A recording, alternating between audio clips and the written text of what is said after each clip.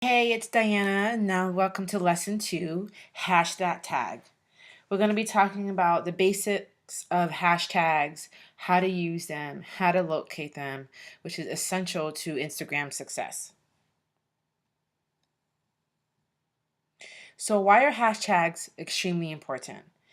Well, hashtags, you have to consider them as a way for businesses, brands, musicians to expand their reach as well as build a community if they are used properly.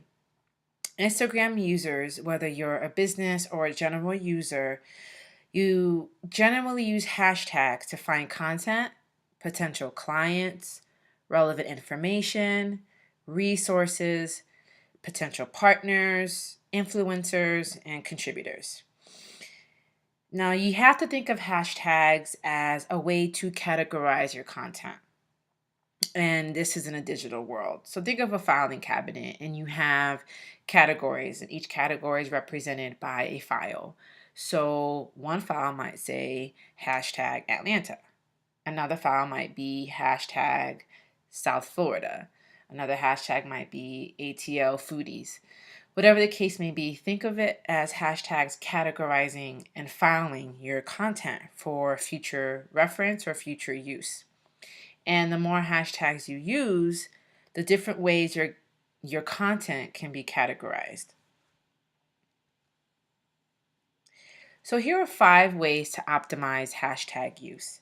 The first way is by using categories that are relevant to your page, whether you're a brand, you're a small business owner, or you're a musician. You want to use ones that are specific to your brand. For example, let's say you are a business consultant for a clothing company and your clothing is more geared toward young women who do yoga. The categories you may use as a hashtag might be hashtag yoga life or hashtag healthy living or hashtag yoga pants. So you get the point. You want to have categories relevant to your specific post, your brand, whatever that might be. Geotags. So what that means is you may want to use hashtags that are specific to a location. And let's say the same business consultant for the yoga pants is based in Atlanta. So you might want to use hashtags like hashtag Atlanta, Georgia, hashtag Atlanta business, ATL business. So you want to make sure you include a location in your hashtags. Another good way to optimize is emotions. And this is a way to describe your feeling as it relates to your post. We'll use the same yoga pants consultant. You may be posting a photo of a woman who just finished her yoga session, her hot yoga session, and she feels energized. She feels ready for the day or she feels healthier.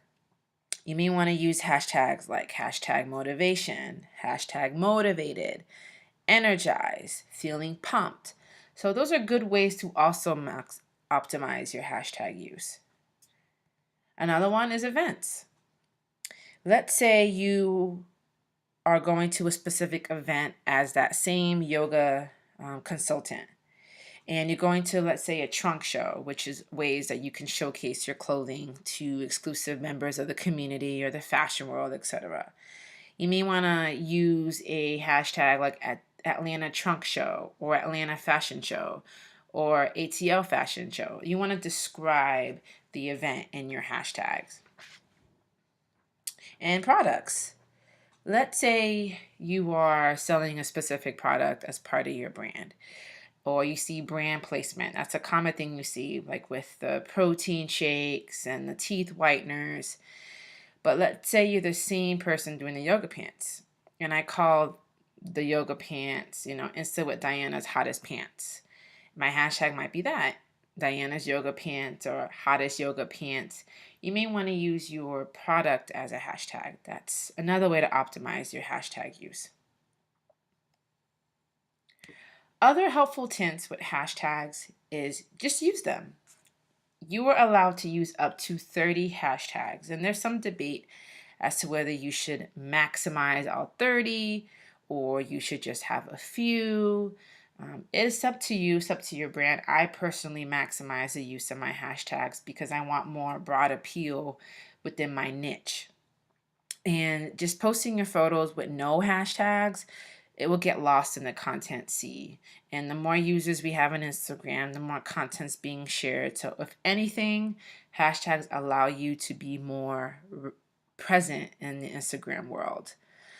So, you want to make sure you utilize them. You may want to use a few in your captions. And what I mean by that is, let's say I made a post about this e-course. So in my caption, I'll say, join me for my hashtag free e-course for hashtag Insta with Diana. So I use it in my caption and then I block it to where I use the remaining hashtags in another comment, or you can do spacers and it can just not be in your caption. It's just another way to draw attention to your caption and gain more traction that way.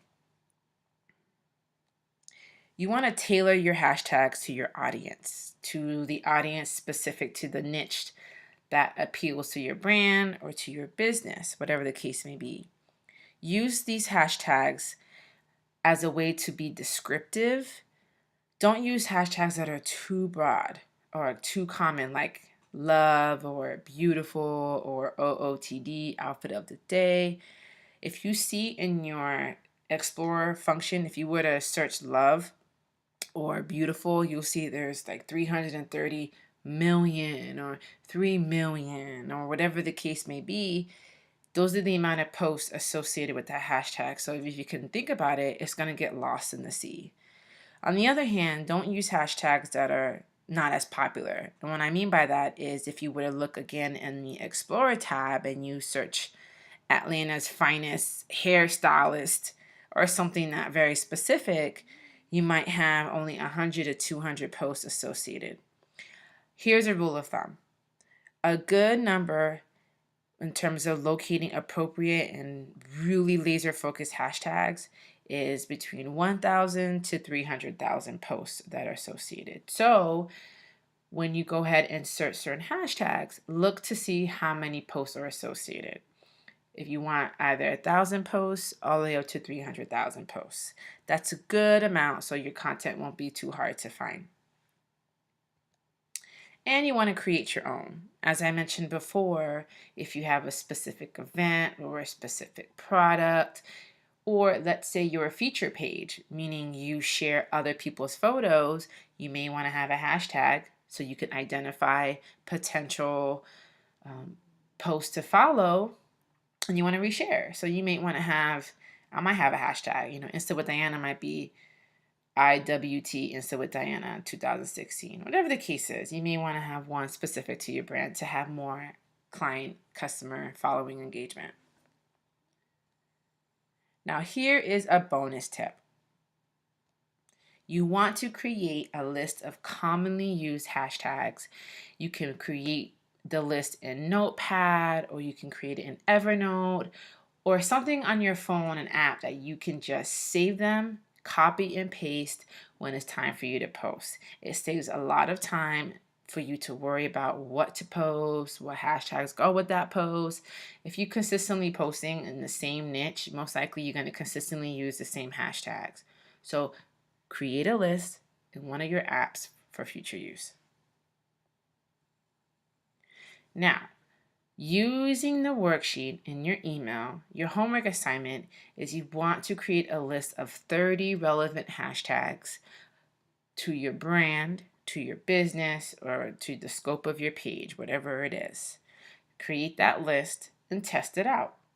In your future posts, use that list of hashtags. But remember the tips that I gave you. Look for hashtags that are specific to your brand. Look for hashtags in the Explorer tab that have no more than 300,000 posts associated with it, or no less than 1,000 posts associated with it. So that is your homework assignment. And if you need any additional help, please feel free to reply back. You can visit my website, instawithdiana.com. I do have a wonderful hashtag handbook that has at least 100 different hashtags available for your usage for all different genres. and a bonus would be one specific to musicians. So that is for $20. You could buy that on my website. But until then, I will see you tomorrow. Don't forget to do your homework. And tomorrow's lesson is going to be Get Your Content Game Up, where we'll talk about content creation, what are some tips, and what are some cool ways to do that. See you tomorrow.